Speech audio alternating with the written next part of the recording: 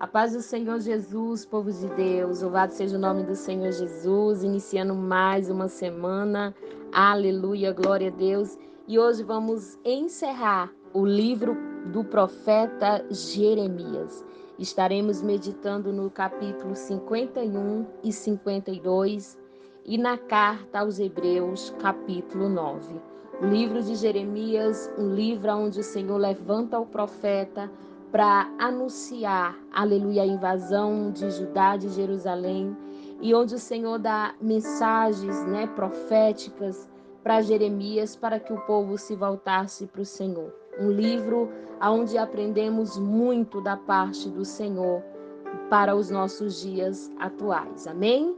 Vamos, aleluia, iniciar a leitura, Jeremias capítulo 51. Glória a Deus. Aleluia. Mais condenação para a Babilônia. O Senhor Deus diz: eu farei com que venha um vento destruidor contra a Babilônia e o seu povo.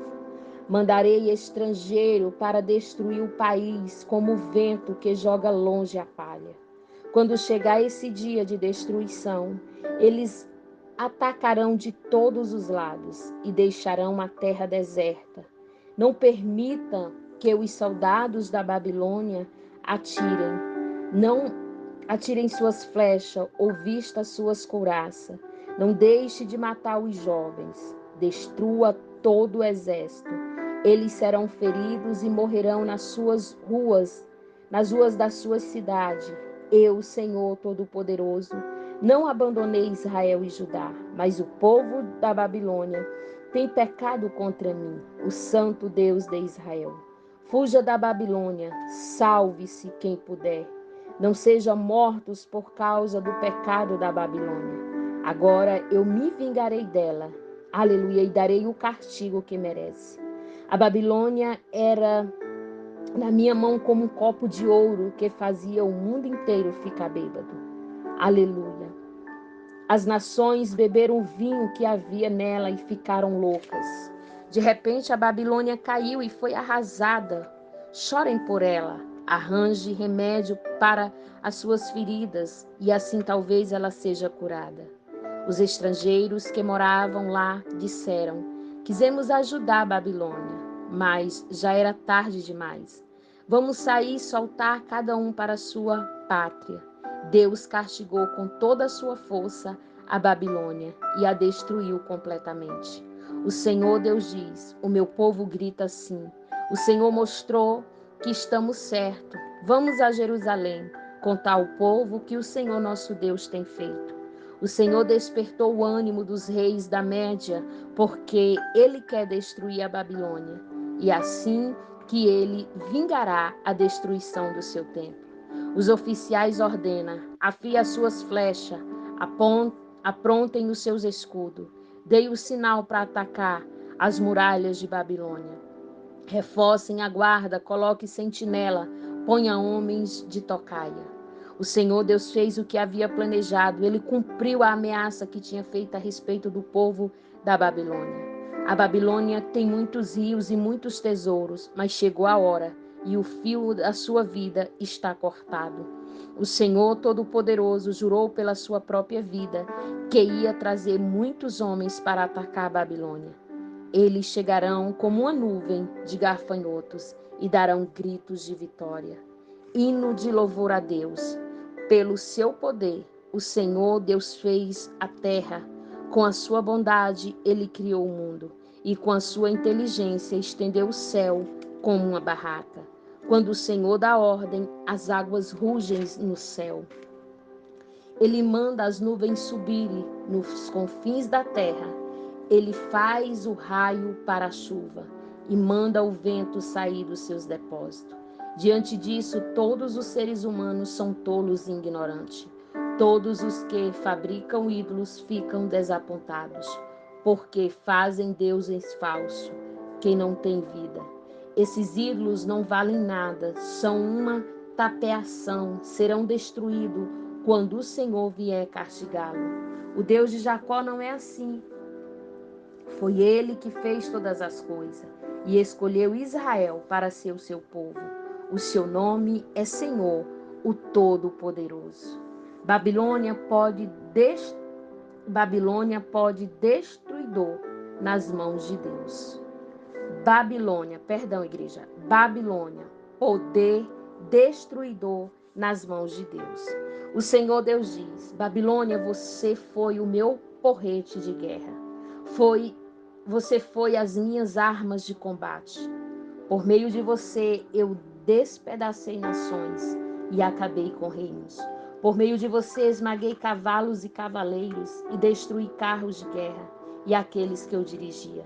Por meio de você matei homens e mulheres, despedacei velhos e moços e esmaguei homens e moças.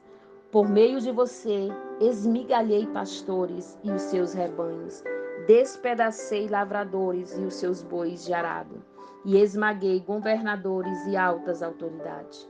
O castigo da Babilônia.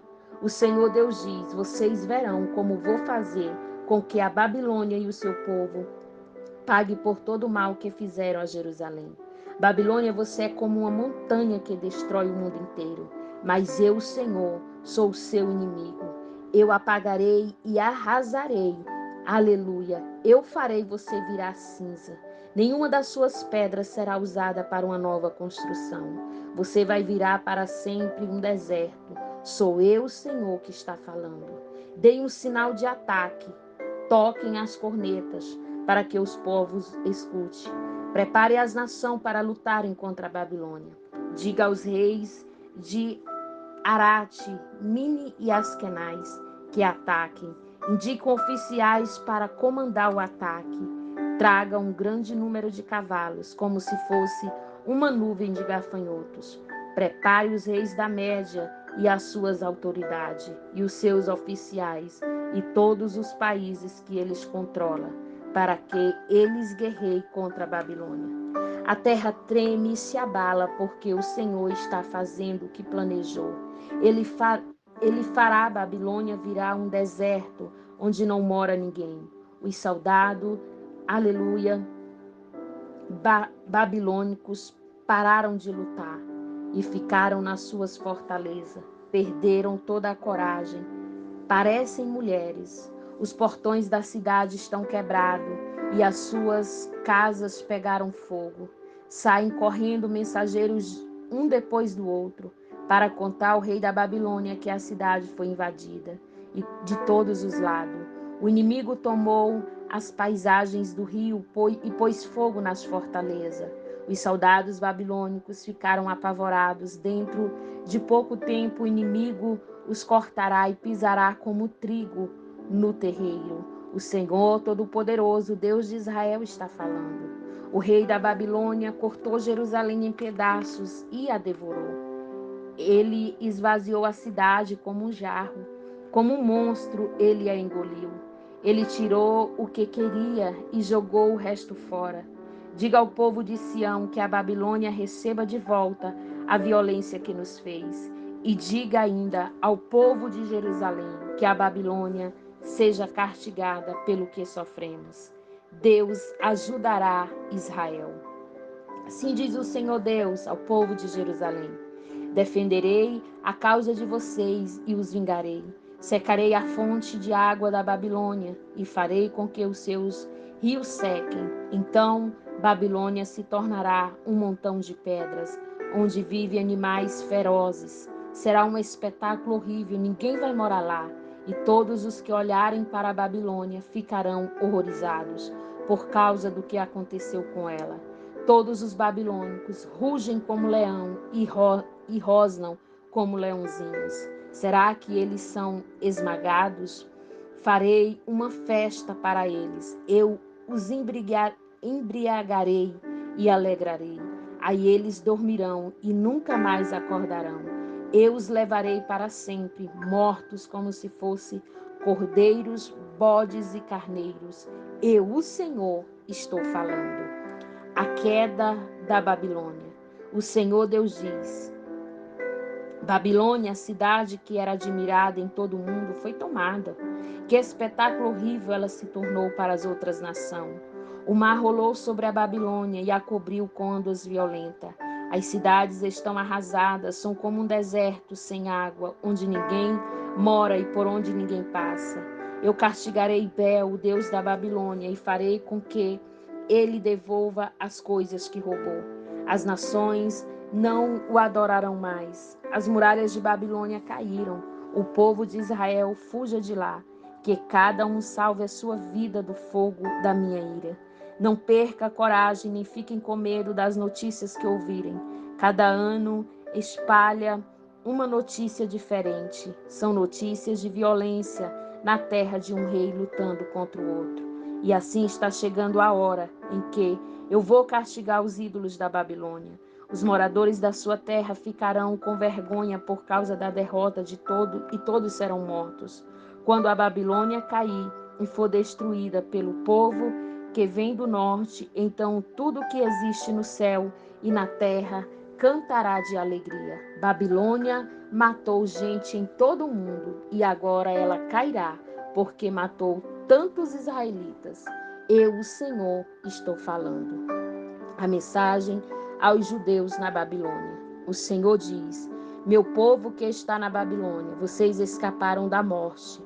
Agora andem, não fique esperando. Embora esteja longe de casa, pense em mim, o Deus de vocês, e lembre de Jerusalém. Vocês dizem: estamos envergonhados porque fomos insultados. Estamos humilhados porque os estrangeiros invadiram os lugares santos do templo. Por isso, digo que está chegando a hora que eu vou castigar os ídolos da Babilônia, e os feridos os vão gemer, espalhado pelo país inteiro. Mesmo que a Babilônia pudesse subir até o céu e construir ali uma fortaleza, ainda assim eu mandaria gente para destruí-la. Eu, o Senhor, estou falando. A destruição de Babilônia. O Senhor Deus diz: escute os gritos em Babilônia, gente chorando por causa da destruição que há no país. Eu estou destruindo Babilônia e fazendo com que ela fique quieta. Como ondas violentas, os exércitos invadem e atacam com gritos barulhentos. Vieram para destruir Babilônia, e os seus soldados são presos, e os seus arcos e as suas flechas são quebrados. Eu, o Senhor, seu Deus, o Senhor, sou Deus que castiga o mal. Eu vou tratar a Babilônia do jeito que ela merece. Farei com que os seus governantes fiquem bêbados, e também os seus sábios e as suas autoridades e os seus soldados. Eles vão dormir e nunca mais vão acordar. Sou eu o rei que está falando. O meu nome é Senhor, o Todo-Poderoso. As grossas muralhas de Babilônia serão completamente arrasadas, e os seus altos portões serão destruídos pelo fogo. Todo o trabalho dos povos não vale nada. Os esforços das nações se acabam nas chamas. O Senhor Todo-Poderoso falou. A mensagem de Jeremias é enviada à Babilônia. Zearias, filho de Neres e neto de Massés, era o oficial ajudante do rei Zedequias em Judá, no 4º ano do reinado de Zedequias em Judá. Zeraías estava de saída para a Babilônia, e então eu lhe dei algumas ordens. Escrevi num livro como a Babilônia ia ser destruída, e todas as outras coisas que ia acontecer com ela. E disse Zeraías: quando você chegar à cidade de Babilônia, faça questão de ler em voz alta tudo o que está escrito aqui. Depois, ore assim: ó Senhor Deus, tu disseste que vai destruir este lugar, de tal modo que aqui não ficará nenhum ser vivo, nem pessoas e nem animais. A cidade será como um deserto para sempre. Quando você acabar de ler para o povo este livro, amarrem uma pedra nela e joguem no rio Eufrates. Então diga: isto é que acontecerá com a Babilônia. Ela vai afundar e nunca mais se levantará por causa da destruição que Deus vai trazer sobre ela. As palavras de Jeremias terminam aqui. Capítulo 52. A queda de Jerusalém. Zedequias tinha 21 anos de idade quando se tornou rei de Judá. e reinou 11 anos em Jerusalém. A sua mãe se chamava Amutal, filha de outro Jeremias, que havia na cidade de Líbano. O rei Zedequias pecou contra Deus o Senhor, fazendo o que era errado, como o rei Joaquim também havia feito. O Senhor ficou irado com o povo de Judá e de Jerusalém, e por isso fez com que os fosse levado como prisioneiro. Zedequias se revoltou contra o rei da Babilônia, no ano 9 do reinado de Zedequias em Judá. No dia 10 do 10º mês, o rei Nabucodonosor da Babilônia veio com todo o seu exército e atacou Jerusalém. Eles acamparam fora da cidade e construíram torres em volta para cercá-la. A cidade ficou cercada até a volta. Aleluia. A cidade ficou cercada até o ano 11 do reinado de Zedequias. No dia 9 do 4º mês daquele mesmo ano, a fome apertou na cidade. O povo não tinha nada para comer. Quando os babilônios abriram brecha nas muralhas, todos os soldados judeus estavam tentando fugir durante a noite, embora a cidade estivesse cercada. Foram pelo caminho do Jardim Real, atravessaram o portão que liga as duas muralhas e fugiram na direção do Vale do Jordão. Mas o exército dos babilônicos perseguiu o rei Zedequias e o prendeu na planície de Jericó, e todos os seus soldados o abandonaram. Zedequias foi levado como prisioneiro ao rei Nabucodonosor, que estava na cidade de Ribla, na região de Armate. Ali Nabucodonosor o condenou. Em Ribla, o rei da Babilônia mandou matar os filhos de Zedequias na presença do pai. Também mandou matar as autoridades de Judá. Depois mandou furar os olhos de Zedequias e o prendeu com correntes de bronze, a fim de levá-lo para a Babilônia. E Zedequias ficou na prisão em Babilônia até o dia da sua morte. A destruição do templo. No ano 19º do reinado de Nabucodonosor da Babilônia, no dia 10 do 5º mês, Nebuzaradã, conselheiro do rei e comandante-geral do seu exército, entrou em Jerusalém. Ele incendiou o templo, o palácio do rei e as casas de todas as pessoas importantes de Jerusalém. E seus soldados derrubaram as muralhas da cidade. E Nebuzaradã levou como prisioneiro para a Babilônia os que haviam sido deixados na cidade e os que haviam fugido para o lado dele, o resto dos operários especializados. Mas deixou em Judá algumas das pessoas mais pobres e a pôs para trabalhar na plantação de uva e nos campos. Os babilônicos quebraram as colunas de bronze e as carretas que estavam ao lado do templo e também o grande tanque de bronze. Então levaram todo o bronze para a Babilônia. Levaram as pás, as vasilhas usadas para carregar as cinzas do altar e as tesouras de cortar pavios de lamparina.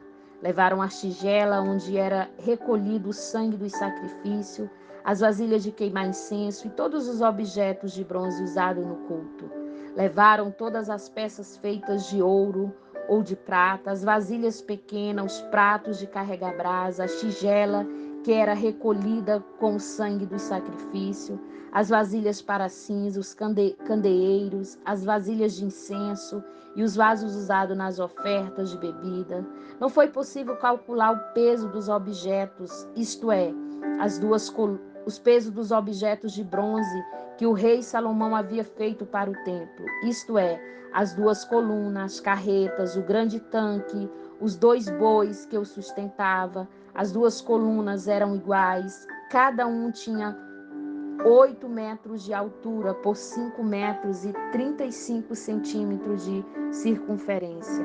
Eram ocas e a grossura de metal era de 10 centímetros. No alto de cada coluna havia um remate de bronze, que media 2,20 metros de altura. Em toda a volta do remate havia um enfeite rendilhado e com romãs. Tudo isso também era de bronze. No enfeite rendilado de cada coluna havia 100 romãs, sendo que 96 delas podia ser vista no chão. O povo de Judá é levado para a Babilônia. Nebuzaradão, comandante-geral, também levou como prisioneiro Searias, o grande sacerdote, Sofonias, o segundo sacerdote, e os 3 outros oficiais de importância no templo. Na cidade, ele levou o oficial que tinha sido comandante das tropas, 7 conselheiros do rei que ainda estavam lá, o oficial encarregado de analisar homens para o exército e mais 70 homens importantes. Nebuzaradão os levou ao rei da Babilônia, que estava na cidade de Ribla, na terra de Armate. Ali o rei mandou surrá-los e depois matá-lo. Assim o povo de Judá foi levado como prisioneiro para fora da sua cidade. Este é o número de prisioneiros que Nabucodonosor levou no 7º ano do seu reinado. Levou 3.023. No 18º ano, 832, de Jerusalém. No 23º ano, Nebuzaradã levou 745. Ao todo foram levados 4.600 pessoas. No ano em que se tornou rei da Babilônia, eu vi Merodach, que foi bondoso com o rei Joaquim de Judá e os libertou da prisão. Isso aconteceu 37 anos e 11 meses e 25 dias depois que Joaquim havia sido levado como prisioneiro. Eu vi o Merodach que tratou Joaquim com bondade e lhe deu uma posição mais alta do que a dos outros reis que eram prisioneiros com ele em Babilônia. Assim deixaram que Joaquim tirasse suas roupas de prisioneiro e vestisse as suas próprias roupas e comesse junto com o rei pelo resto da sua vida. E todos os dias, enquanto viveu, recebeu do rei uma pensão para o seu sustento. Encerramos aqui, aleluia, o livro de Jeremias, para a glória de Deus. Vamos para a carta aos Hebreus, capítulo 9. O novo santuário. A primeira aliança tinha leis sobre adoração e tinha também um santuário construído por seres humanos, onde se adorava a Deus. Foi armada uma tenda dividida em 2 partes. Na parte da frente, chamada Lugar Santo, ficava os candelabros e a mesa com os pães oferecidos a Deus. Atrás da segunda cortina ficava a parte que era chamada de Lugar Santíssimo. Ali estava colocado o altar de ouro, onde era queimado o incenso, e também estava colocado a arca da aliança, toda coberta de ouro. Dentro da arca estava a vasilha de ouro com o maná e o bastão de Arão, no qual tinham saído brotos, e das suas placas de pedra com os seus mandamentos escrito nelas. Em cima da arca, representando a presença divina, estavam os querubins com as suas asas abertas sobre o lugar onde os pecados eram perdoados. Mas agora não é o momento de explicar os detalhes dessas coisas. Depois de tudo isso ter sido preparado, os sacerdotes entram todos os dias na parte da frente da tenda. Aleluia, que é o lugar santíssimo, para cumprir os seus deveres. Aleluia, os seus deveres religiosos. Mas somente o grande sacerdote entra na parte de trás, que é o lugar santíssimo. E isso é apenas uma vez por ano. Ele oferece a Deus o sangue de animais em favor de si mesmo e também pelos pecados que o povo cometeu, sem saber que estavam pecando. Aleluia. Por meio disso, tudo o Espírito Santo nos ensina de modo bem claro que a entrada para o lugar santíssimo ainda não foi aberta, enquanto a parte da frente, que é o lugar santo, continua sendo usada. Isso é um símbolo para hoje. Quer dizer que as ofertas e os sacrifícios de animais oferecidos a Deus não tornaram perfeito o coração das pessoas que o adoram. Essas ofertas e sacrifícios têm a ver somente com comida, com bebida e com várias cerimônias de purificação. São regras externas que têm valor somente até que Deus renove todas as coisas. Mas Cristo veio como grande sacerdote das coisas boas que já estão aqui. A tenda em que ele serve é melhor e mais perfeita, e não foi construída por seres humanos, isto é, deste mundo. Quando Cristo veio, entrou uma vez por todas no lugar santíssimo. Aleluia. no lugar santíssimo. E ele não levou consigo sangue de bode, de bezerro, para oferecer como sacrifício. Pelo contrário, ele ofereceu o seu próprio sangue e conseguiu para nós a salvação eterna. O sangue de bodes, de touros e as cinzas de bezerra queimada são espalhadas sobre as pessoas impuras e elas ficam purificadas por fora. Se isso é assim, imagine então quanto maior ainda é o poder do sangue de Cristo. Por meio do Espírito eterno, ele ofereceu a si mesmo a Deus como sacrifício sem defeito. E o seu sangue, que nos purifica por dentro, tirando as nossas culpas, assim podemos servir ao Deus vivo, pois já não praticamos cerimônias que não valem nada. A morte de Cristo e a nova aliança. Portanto, é Cristo quem consegue fazer uma nova aliança para que os que foram chamados por Deus possam receber as bênçãos eternas, que o próprio Deus prometeu isso. Pode ser feito porque houve uma morte que livrou as pessoas dos pecados que praticam enquanto a primeira aliança estava em vigor. Onde há um testemunho, é necessário provar que a pessoa que o fez já morreu, pois o testamento não vale nada enquanto estiver vivo. Quem o fizer só depois da morte dessa pessoa é que o testamento tem valor. É por isso que a primeira aliança entrou em vigor somente com o uso do sangue de animais. Em primeiro lugar, Moisés anunciou ao povo todos os mandamentos conforme estavam na lei de Deus. Depois pegou o sangue dos bezerros e dos bodes e misturou com a água. Borrifou no livro da lei todo o povo usando lã tingida de vermelho e isopo. Então disse: este é o sangue que sela a aliança que Deus mandou vocês obedecerem. Da mesma forma, Moisés também borrifou sangue sobre a tenda e sobre os objetos usados na adoração. De fato, de acordo com a lei, quase tudo é purificado com sangue. E não havendo derramamento de sangue, não há perdão de pecados. O sacrifício de Cristo tira os pecados. Essas coisas que eram cópias das realidades celestiais deviam ser purificadas desse modo, mas as próprias coisas celestiais exigem sacrifício bem melhores. Cristo não entrou num lugar santo feito por seres humanos que é a cópia do verdadeiro lugar. Ele entrou no próprio céu, onde agora aparecem na presença de Deus para pedir em nosso favor. O grande sacerdote entra todos os anos no lugar santíssimo, levando consigo sangue de animal, porém Cristo não entrou para se oferecer muitas vezes. Se fosse assim, ele teria de sofrer muitas vezes desde a criação do mundo. Pelo contrário, uma vez por toda ele apareceu. Agora, quando os tempos estão chegando ao fim, para tirar os pecados por meio do sacrifício de si mesmo. Cada pessoa tem de morrer uma só vez e depois ser julgada por Deus.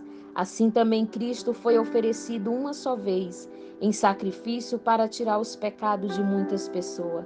Depois ele aparecerá pela segunda vez, não para tirar pecados, mas para salvar as pessoas que estão esperando por ele.